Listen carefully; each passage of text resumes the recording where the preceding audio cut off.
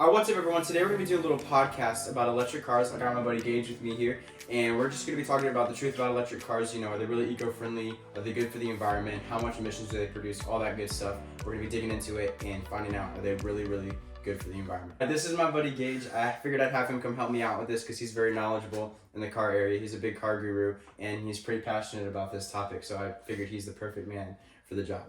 All right, so let's dig into it. So the first question I have for us is, are electric vehicles really eco-friendly?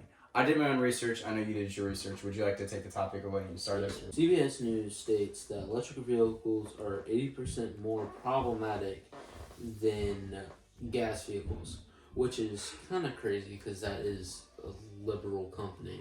And they would be talking about it, and liberals want electric vehicles. So you're saying that the party that promotes these electric vehicles is also the one that is saying that yes, they produce more carbon emissions than... Yeah. But yes, Gage is right in that statement. The production of an electric vehicle produces much more emissions than a gas car produced in its whole life. I have this source here that says an electric car would have to drive 100,000 miles just to offset the amount of carbon released during manufacturing. Another thing you mentioned and talked about was the making of the lithium batteries, the mining of them. One thing we don't take into account for is the amount of toxic, it's not even fuel emissions at this point, it's just toxic chemicals and stuff that are released into the air from the making of these lithium batteries, the mining of them. And the machines that they use to mine them are all diesel, and they use crazy... Yes, that's what I was going to say. They use crazy amounts of...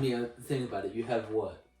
A 200,000 ton excavator just getting after it, and that 2 gallons per mile. Yeah. Basically, once the electric car is produced and on the road, driving wise, yeah, it's not going to produce as much emissions and be better for the environment than a petrol car. But during the production, and we'll get to it, the disposal of a car, it doesn't offset it at all. It actually releases more than a petrol car. And it takes a lot of energy from the entire grid, which is really bad too.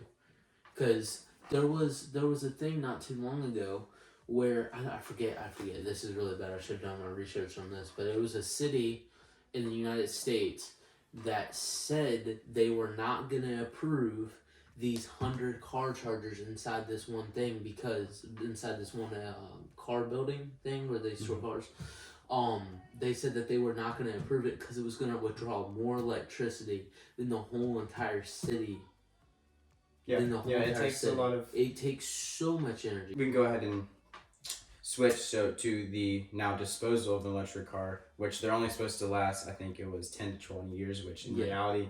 Most gas cars, if you treat them well, the gas car is going to last you 30, 35 years. My car is turning 20 years old this year, so... Yeah, so the disposal of these things, you're just throwing all of this... They can't crush these cars and compact them because they will explode because they've got a lithium battery. So really the only way they can do is throw them into a junkyard, like full size, and just throw them and let them take up space and take up room and rust. And also, the batteries, when they degrade... As the lithium battery breaks apart and degrades, it releases harmful chemicals into the air. And also when the rainwater passes through the broken up battery, it pulls all that lithium and harmful chemicals into the ground with it. And it's just a lose-lose situation. All right, so our next spot we're going to go into, I just put down, we're going to list any other sneaky hidden facts about electric cars, and I already touched on it. One of my sources said electric cars are only meant to last 10 to 20 years. With the battery brigading. That's for the battery. The car will last longer, but the battery's only meant to last 10 to 20 years. And of course, after 10 years, that battery starts to degrade and last less and less, like your phone battery or your watch battery does. And actually, to have that battery replaced, it costs between $10,000 and $20,000, not including labor. And at that point, if your car's 10 years old, 15, 20 years old, it's nowhere near worth $20,000, $10,000. Yes. Well, obviously we have to, if we're being logical, we have to address the other argument. What are some good things about electric cars? I guess if you disclude the making of them, the charging of them, and the disposal of them. We've already talked about that. What are good things? They are kind of good for the environment, but they're just not good at all. You don't have anything good to say about electric cars?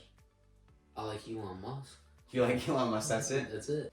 Okay, well, based on my research, one thing that electric cars have is they have wicked amounts of horsepower compared to a petrol engine. You've seen, I think most of the Teslas, the lowest model Tesla has like 800 horsepower, and the Roadster model has like 1,500 horsepower, which is insane. That's really hard to get that much horsepower out of a petrol engine. Of course, they weigh more, but whenever you compare these Teslas to a gas car, they're right off the line much quicker because they have that boost of horsepower. Of course, they're not as fast, but they jump off the line much quicker because of that insane amount of horsepower that they have. I will say one thing about Tesla or any electric car is they have a ton of torque right off the line. That's the word I was looking for. All right, some other things. They're actually, surprisingly, they're very low maintenance because they're electric. They don't have whole bunch of moving components. They don't have a transmission or anything like that. They're really low maintenance. They have tons of storage because they eliminate the engine. Teslas have unmatched storage of any car. It's not really a huge factor, but they have low storage. Or you could just get a Suburban. Or you just get a Suburban, yeah. That's it. So, I mean, there's some, they have their pros and they have their cons, but it seems that the cons, you know. I think there's more cons than there are pros. But there are some good things about Teslas. All right, so before we wrap it up, let's just briefly recap. So the government loves to advertise that electric cars, they're eco-friendly, go green, they save the environment. But as we covered in reality, during the production and disposal of electric cars, there is more emissions released than a gas car will ever release in its entire lifespan, including production and disposal. Yeah, and according to Joe Biden, you can go all the way across America on a single tank of gas in an electric car. He did say that. I think we already know the answer to this question, but I wanted to get personal. Would you ever own an electric vehicle? Cage is like, I'm trying to think of how to say this family friendly. No. you said it. I'm just thinking of family friendly. No. Okay. So, no. Heck no. I mean, for me, I think they're cool. I like them. I think the body style, it's all right.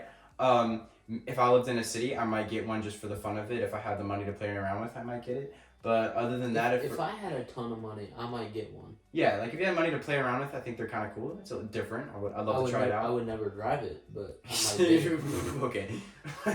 Okay, but if I had the money, maybe I'd play around with it. But in a practical sense, I would not own a Tesla. No. I'd take it. Give me a V8 Corvette any day. Just give me a Honda Pilot any day.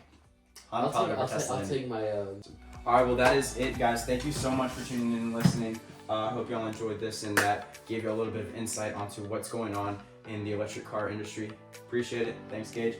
Catch y'all later.